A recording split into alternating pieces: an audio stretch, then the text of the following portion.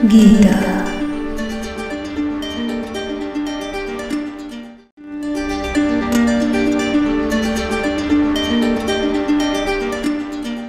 हरे रामा हरे कृष्णा, नमस्ते and Radhe Radhe. Welcome back to Ang's diary. Gita वाचन में आपका स्वागत है एंड मैं अंकिता श्रीवास्तव आपके लिए गीता पढ़ने वाली हूँ, सो स्टे विद मी। ये गीता वाचन का लेटेस्ट एपिसोड है एंड गीता वाचन के पुराने episode, in fact the entire playlist का लिंक आपको डिस्क्रिप्शन में मिल जाएगा। मेरे चैनल की दूसरी भी प्लेलिस्ट का लिंक, जो भी मतलब दूसरे सेक्शन से उनकी भी प्लेलिस्ट का लिंक आपको डिस्क्रिप्शन में मिल जाएगा, so don't forget to check it out. अध्याय 1 श्लोक 24। संजय उवाच एव मुक्तो ऋषिकेशो गुडाकेशेन भारत सेनयोरुभयोर्मध्ये स्थापयित्वा रथोत्तमम्। अर्थात संजय ने कहा, हे भरतवंशी, अर्जुन द्वारा इस प्रकार संबोधित किए जाने पर भगवान कृष्ण ने दोनों दलों के बीच में उस उत्तम रथ को लाकर खड़ा कर दिया। इस श्लोक में अर्जुन को गुडाकेश कहा गया है। गुडाका का अर्थ है नींद, और जो नींद को जीत लेता है वह गुडाकेश है। नींद का अर्थ अज्ञान भी है, अतः अर्जुन ने कृष्ण की मित्रता के कारण नींद तथा अज्ञान दोनों पर विजय प्राप्त की थी। कृष्ण के भक्त के रूप में वह कृष्ण को क्षण भर भी नहीं भुला पाए, क्योंकि भक्त का स्वभाव ही ऐसा होता है। यहाँ तक कि चलते अथवा सोते हुए भी कृष्ण के नाम, रूप, गुणों तथा लीलाओं के चिंतन से भक्त कभी मुक्त नहीं रह सकता। अतः कृष्ण का भक्त उनका निरंतर चिंतन करते हुए नींद तथा अज्ञान दोनों को जीत सकता है। इसी को कृष्ण भावनामृत या समाधि कहते हैं। प्रत्येक जीव की इंद्रियों तथा मन के निर्देशक अथवा ऋषिकेश के रूप में कृष्ण अर्जुन के मंतव्य को समझ गए कि वह क्यों सेनाओं के मध्य में रथ को खड़ा करवाना चाहता है। अतः उन्होंने वैसा ही किया और फिर वे इस प्रकार बोले। मैंने जब से कृष्ण की तरफ अपना डायरेक्शन किया है, मैंने जब से कृष्ण के बारे में पढ़ना, देखना, उनको समझने की कोशिश करना, हालांकि छोटी सी कोशिश होती है बिकॉज कृष्ण तो समझ के बाहर की चीज़ है, लेकिन कृष्ण में इंटरेस्ट दिखाना मैंने मतलब लॉकडाउन में ही स्टार्ट किया है। उसके पहले मेरा ऐसा कोई कृष्ण के प्रति उतना रुझाव नहीं था, या कृष्ण लीला के प्रति या राधा कृष्ण के प्रति। तो मैंने एक चीज़ नोटिस की है कि कृष्ण एक बार तो आपको, एक बार क्या मतलब कृष्ण के साथ जब आप आते हो, उस लीला में आप पार्टिसिपेट करते हो या कृष्ण के बारे में जब सोचते हो, तो आप मोहित ज़रूर होते हो, क्योंकि कृष्ण का प्रेम बेसिकली आपके दिमाग को बिल्कुल ऑक्यूपाई कर देता है। आपके दिमाग में चिंता रिप्लेस होकर के राधा कृष्ण या कृष्ण लीला या कृष्ण का ज्ञान भर जाता है। और ये मैंने बहुत बार नोटिस किया है कि पूरे दिन कृष्ण चलते रहते हैं दिमाग में, उनका थॉट प्रोसेस, मतलब एक कॉन्वर्सेशन कृष्ण के साथ वो चलता रहता है। तो चिंता पे ज़्यादा टाइम नहीं वेस्ट होता, मोस्टली चिंतन चलता रहता है। चिंतन और चिंता में यही फ़र्क है। चिंतन एक प्रोडक्टिव एक्टिविटी है और चिंता एक डिस्ट्रक्टिव एक्टिविटी है। चिंता में जहाँ इतना टाइम वेस्ट होता है, चिंतन में कोई ना कोई सोल्यूशन निकल के आता है। और चिंतन का नाम ही, आई थिंक, चिंतन एक फॉर्म का कृष्ण का प्रेम है। It's one of the form of a Krishna प्रेम। जब हम चिंतन करते हैं तो ये मतलब कृष्ण प्रेम को ही एक तरीके से एक्सपीरियंस कर रहे होते हैं। तो मैंने ये चीज़ हमेशा नोटिस की है कि कृष्ण प्रेम में या कृष्ण से कनेक्शन में जब से मैं आई हूँ, तो चिंतन की एक्टिविटी ज़्यादा हो गई और चिंता हो गई है कम। तो यहीं पे ये जो श्लोक है वो कह रहा है कि जब आप कृष्ण से या कृष्णमय हो जाते हो, तो आप बेसिकली भगवान को रटते रहते हो। और ज़रूरी नहीं है कि आप मंत्र जाप करो, आपके दिमाग से या मन से वो निकलते ही नहीं है, वो चेतना निकलती ही नहीं है। इसे ही हम कहते हैं Inception of the seed of the consciousness, of the divine consciousness. कि कृष्ण प्रेम का सबसे बेहतरीन गिफ्ट जो होता है, बेहतरीन जो रिजल्ट होता है, वो कृष्णास कॉन्शियसनेस है। कि उसका जो एक छोटा सा बीज, मतलब कृष्णास कॉन्शियसनेस तो अपने आप में ब्रह्मांड ही हो गया, लेकिन कृष्णा की भी कॉन्शियसनेस का एक छोटा सा अंश मात्र भी अगर आपकी कॉन्शियसनेस में चला गया, तो आपकी चिंता को रिप्लेस होकर के चिंतन आ जाएगा। आपका इंट्रोस्पेक्शन, एक आप स्टार्ट कर दोगे, और वही अपने आप में कृष्ण प्रेम का सबसे बड़ा गिफ्ट है। Meaning in English, Sanjaya said, O descendant of Bharata, having thus been addressed by Arjuna, Lord Krishna drew up the fine chariot in the midst of the armies of both parties. In this verse, Arjuna is referred to as Gudakesha. Gudaka means sleep, and one who conquers sleep is called Gudakesha. Sleep also means ignorance. So Arjuna conquered both sleep and ignorance because of his friendship with Krishna. As a great devotee of Krishna, he could not forget Krishna even for a moment, because that is the nature of the devotee. Either in waking or in sleep, a devotee of the Lord can never be free from thinking of Krishna's name, form, qualities and pastimes. Thus, a devotee of Krishna can conquer both sleep and ignorance simply by thinking of Krishna constantly. This is called Krishna consciousness or Samadhi. As Hrishikesha, or the director of the senses and mind of every living entity, Krishna could understand Arjuna's purpose in placing the chariot in the midst of the armies. Thus he did so and spoke as follows. So as I always say, like, this life is nothing but a game of consciousness. If you can tap into your consciousness, if you can manipulate your consciousness, if you can gaslight your consciousness, you literally win the game of life. And this is what Krishna's consciousness is a lifeline to win this game of life.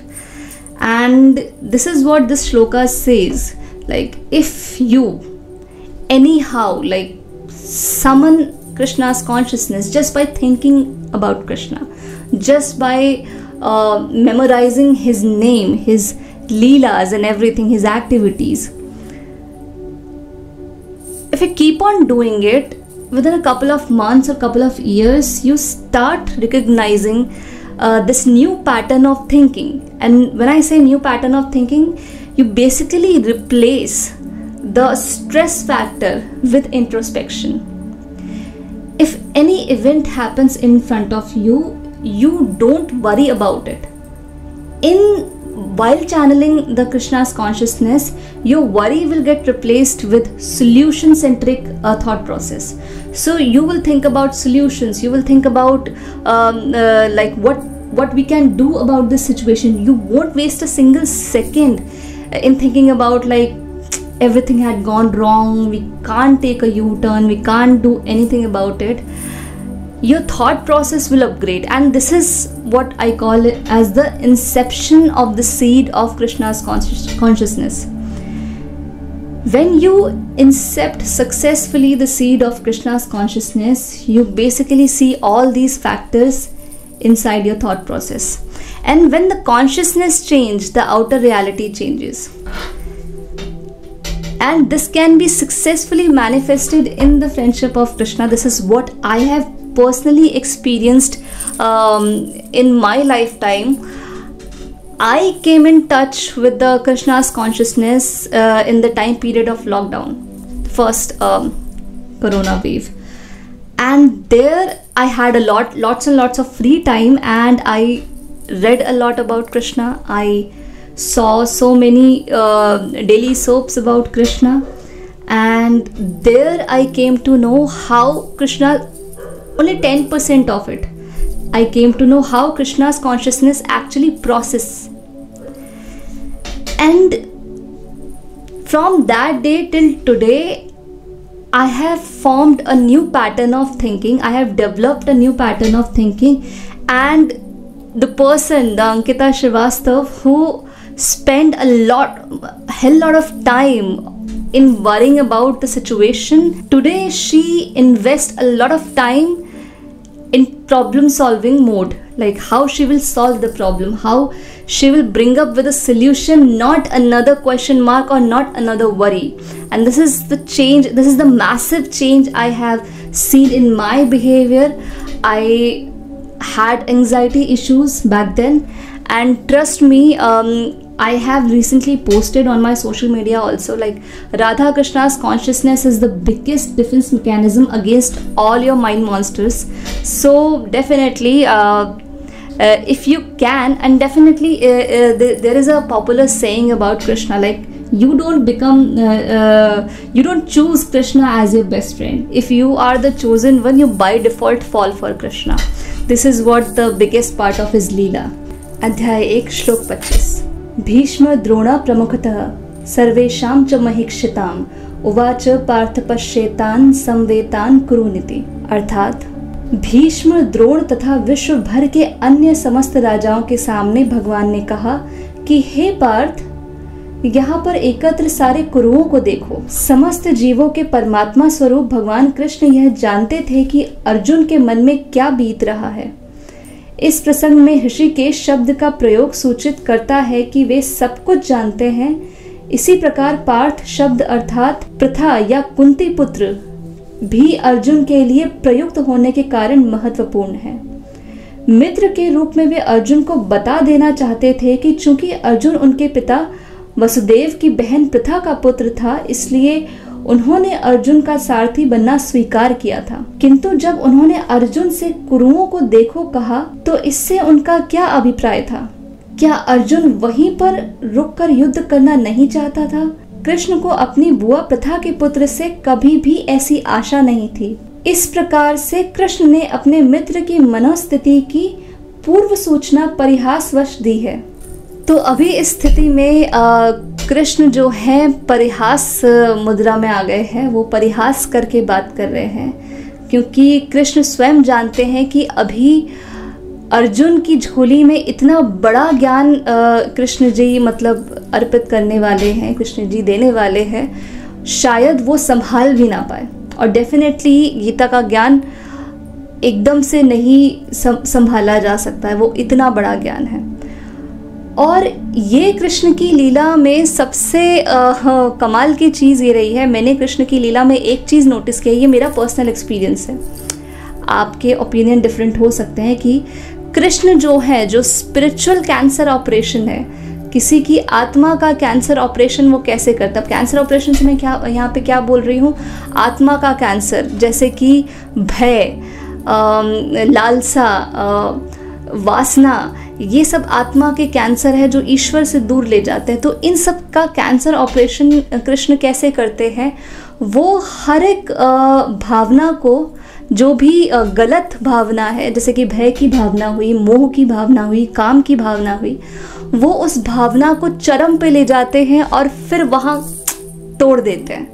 उस भावना पे एक बड़ा हथौड़ा मारते हैं और वहाँ पे तोड़ देते हैं। लेकिन उसको पहले, जैसे कि उन्होंने उस शिशुपाल के साथ भी यही किया कि 100 गलतियों तक उसे बिल्कुल आज़ाद छोड़ दिया। ये कृष्ण लीला का एक कॉमन जो है मेथड है कि वो जिसको भी, मतलब जैसे बोलते हैं ना, घेर के पकड़ना, कि किसी को भी। और ऐसा नहीं है कि कृष्ण जो है वो अपनी ही बनाई दुनिया के, अपने ही लोगों से अगेंस्ट काम कर रहे हैं, लेकिन डेफिनेटली जब भी कोई आत्मा भटक जाएगी, तो ऐसे तो है नहीं कि हर कोई आस्तिक होगा। हर कोई अगर आस्तिक होता, अगर सच में ईश्वर के करीब हम होते, तो क्या कृष्ण अवतार की हमें ज़रूरत थी, या विष्णु के किसी भी अवतार की ज़रूरत थी? हमें किसी अवतार की ज़रूरत नहीं थी। ये कहते हैं कि जब भी ईश्वर का इंटरफेरेंस होता है ना, वो कोई बहुत अच्छा साइन नहीं है। ईश्वर जैसी, या जो बिगेस्ट सोर्स ऑफ क्रिएशन है, अगर उसे कोई चीज़, मतलब उसे अपना प्योरेस्ट फॉर्म अगर भेजना पड़ रहा है ह्यूमन बॉडी में, दैट मीन्स कि कोर्स करेक्शन होने वाला है। और जब कॉस्मिक कोर्स करेक्शन होता है, वो ब्रूटल होता है, वहाँ पे फिर इफ़ या बट के चांसेस नहीं होते। तो कृष्ण का अवतार अपने आप में बहुत बड़ा साइन था कि भाई साहब अति हो गई है, इस चीज़ का एक्सट्रीम टच हो गया है, युग बदलने का टाइम आ गया है, रिलीजन की एक्सपायरी डेट आ चुकी है। वो जो रूढ़िवादिता है, जो पुरानी सड़ी गली रीतियाँ हैं चलती आ रही हैं, उसकी एक्सपायरी डेट आ चुकी है। तो कृष्ण अवतार का यहाँ पे टाइम हो गया। तो डेफिनेटली कृष्ण अवतार हुआ ही इस पर्पस से है, लेकिन कृष्ण लीला में मैंने एक चीज़ सच में कॉमन देखी है कि वो हर तरीके की आपकी जो दोष है, जो भी आत्मा के मन के दोष हैं, उसको पहले चरम पे ले जाते हैं। वो जैसे बोलते हैं ना, चींटी की जब मृत्यु आती है तो मृत्यु से ठीक पहले उसके पंख निकल आते हैं। तो सबसे पहले वही शिशुपाल की तरह 100 गलतियों तक आपको मौका देंगे और सभी गलती पे ब्रह्मांड आप पे हथौड़ा मार देगा, आप पे प्रहार कर देगा। तो ये वही चीज़ है कि यहाँ पे बेसिकली ये बोलने का सेंस ये है कि अर्जुन को अभी तो खैर अर्जुन को जो है अभी तो ये स्टार्ट है, जो इमोशनल टर्मोइल जो है उसका एक स्टार्ट है। मोह की चरम आने वाला है, जहाँ पे वो अपने मोह का चरम, जो मोह नाम का मॉन्स्टर है उसका एक्सट्रीम वर्जन देखेगा। और जब वो मॉन्स्टर बड़ा हो जाएगा वहीं पे कृष्ण जो है गीता का ज्ञान दे करके उस मॉन्स्टर का वध कर देंगे। यहाँ पे सबसे पहला वध किसी कौरव का नहीं होता है। महाभारत में सबसे पहला वध किसी भी कौरव का नहीं होता। महाभारत में सबसे पहला वध अर्जुन के मोह का होता है, जो कृष्ण जो है गीता का ज्ञान दे करके उसका वध करते हैं। तो यहाँ पे इसी चीज़ की बात हो रही है कि अभी कृष्ण माहौल हल्का कर रहे हैं। यहाँ पे मैं इस चीज़ से भी खैर अग्री नहीं करती हूँ जो डिस्क्रिप्शन है कि क्या अर्जुन डर गए। डेफिनेटली डरना था, ये पार्ट था, ये उस लीला का पार्ट था कि अर्जुन डर गए या अर्जुन मोह में आ गए। मतलब डर वैसे नहीं डर गए, उनको अपनी कैपेबिलिटी पे 1% भी डाउट नहीं था। लेकिन यहाँ पे अर्जुन जो है वो भावना या मोह में जो है वो अपने पैर पीछे कर रहे हैं, तो वो कृष्ण को पहले से ही पता थी। तो यहाँ पे वो परिहास करके कि देखो ये कुरुओं को सबको देखो, तो वो एक थोड़ा सा माहौल हल्का करने के लिए, क्योंकि धीरे धीरे वो बहुत इंटेंस हो जाएगा, तो वो पहले धीरे धीरे वो उसको अर्जुन की जो कॉन्शियसनेस है उसको उस लेवल तक ला रहे हैं। एंड आई मस्ट से मतलब कि कृष्ण समझ पाना तो इम्पॉसिबल है, बट डेफिनेटली मैं भी जैसे जैसे थोड़ा बहुत भी, जो भी जितनी भी मेरी छोटी बुद्धि है, मैं उससे धीरे धीरे जो भी समझ पा रही हूँ बहुत इंटरेस्टिंग है। लाइफ डिप्रेसिंग नहीं है, लाइफ एक बहुत बड़ा ट्रेजर हंट है, और वो ट्रेजर हंट है कृष्ण की कॉन्शियसनेस। जो ट्रेजर हंट का एक्सट्रीम ट्रेजर है वो है Krishna's consciousness. Meaning in English, in the presence of Bhishma, Drona and all the other chieftains of the world, the Lord said, just behold Parth, all the Kurus assembled here. As the super soul of all the living entities, Lord Krishna could understand what was going on in the mind of Arjuna. The use of the word Rishikesha in this connection indicates that he knew everything, and the word Parth or the son of Kunti or Pritha is also similarly significant in reference to Arjuna. As a friend, he wanted to inform Arjuna that because Arjun was the son of Pritha, the sister of his own father Vasudeva, he had agreed to be the charioteer of Arjuna. Now, what did Krishna mean when he told Arjuna to behold the Kurus? Did Arjuna want to stop there and not fight? Krishna never expected such things from the son of his aunt Pritha. The mind of Arjuna was thus predicted by Lord in the friendly joking. So here I remember my time, like while I was channeling, I was working with Krishna's consciousness. I'm still working with Krishna's consciousness. It is one of the most fun consciousness. It is one of the most logical consciousness, the most rational and at the same time the most emotional consciousness to work with. You experience all the rasa of life, definitely. So what I was saying is, when I was channeling Krishna's consciousness, when I was working with Krishna's consciousness, I experienced one thing, one common factor of Krishna Leela, like how Krishna used to perform the operation of a spiritual cancer. Because spirit body also gets the cancer, gets the disease of cancer. And when I say cancer, I mean the low vibrational frequencies like lust, greed, attachment, and so many other things. So how Krishna used to perform the operation of the spiritual cancer? In his Leela, the cancer touches the peak. If you remember the story of Shishupal also, he allows Shishupal to make 100 mistakes, and on the 100th mistake he promised to kill Shishupal. So that was a very a very glimpse of the entire Krishna Leela.